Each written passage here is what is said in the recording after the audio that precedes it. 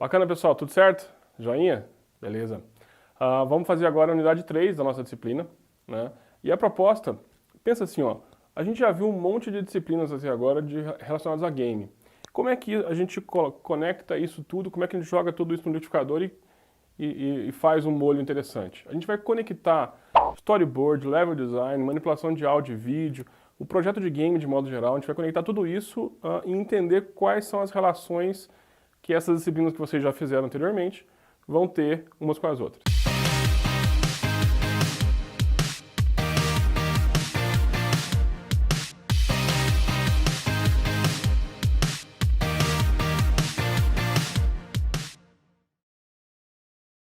Joinha, vamos lá para a nossa unidade 3.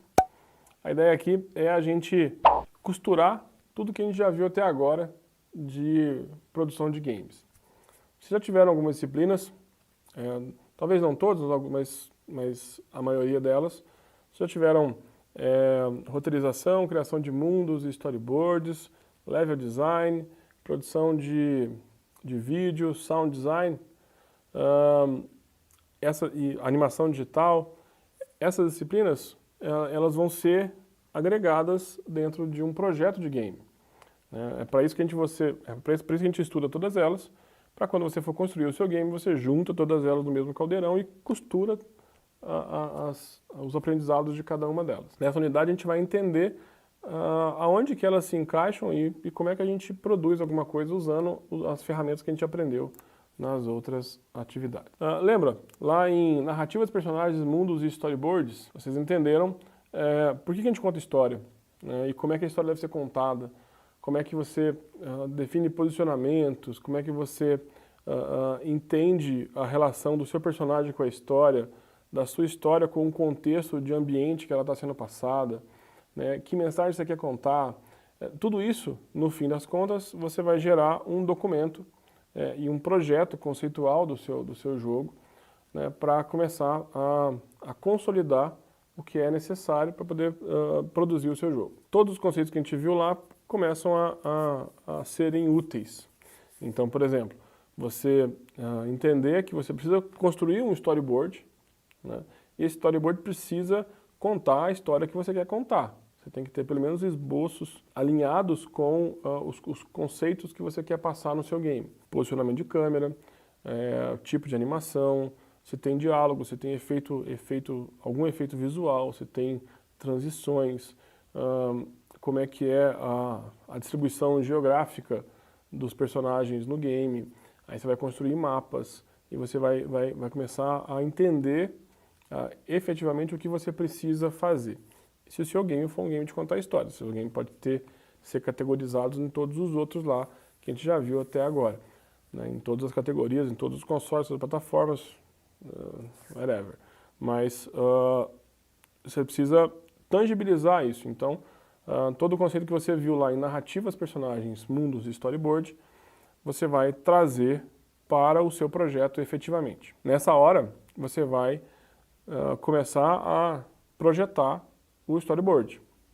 Você vai imprimir documentos, escrever eles ou em papel ou em meio eletrônico e começar a sequenciar o seu storyboard, entender o que está na cabeça do criador, às vezes do diretor, às vezes do game design, para que os demais membros da equipe comecem a entender aquele projeto. É importante que você não faça igual o John Romero, vocês viram um vídeo nas aulas anteriores, né, o John Romero, que é um baita de um game designer, né, simplesmente criou o documento, entregou e falou assim, agora vai, faz aí.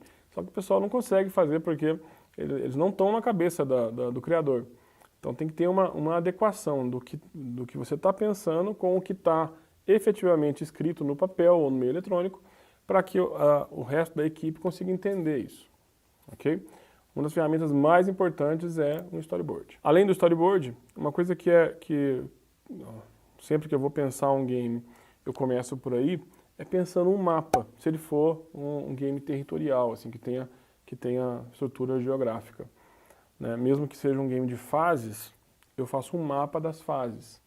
Lembra lá em Level Design que a gente estudou a criação de mapas comentados, né? De pensar o mapa do seu jogo de modo geral, de entender quais fases vão ser mais difíceis, vão ser mais fáceis, quais são os desafios em cada fase e começar a balancear isso em um desenho. O desenho é uma das formas mais práticas de você transformar a visão que você tem do que você quer fazer em algo que você consiga compartilhar com as pessoas. Gasta tempo pensando nesse desenho, nesse mapa de modo geral. Você tem todos esses elementos já prontos, ou pensados. Não digo prontos, mas pelo menos organizados, né? E você precisa efetivamente começar a produção de sound design e de animação. Então a primeira coisa é começar a organizar o processo de animação, né?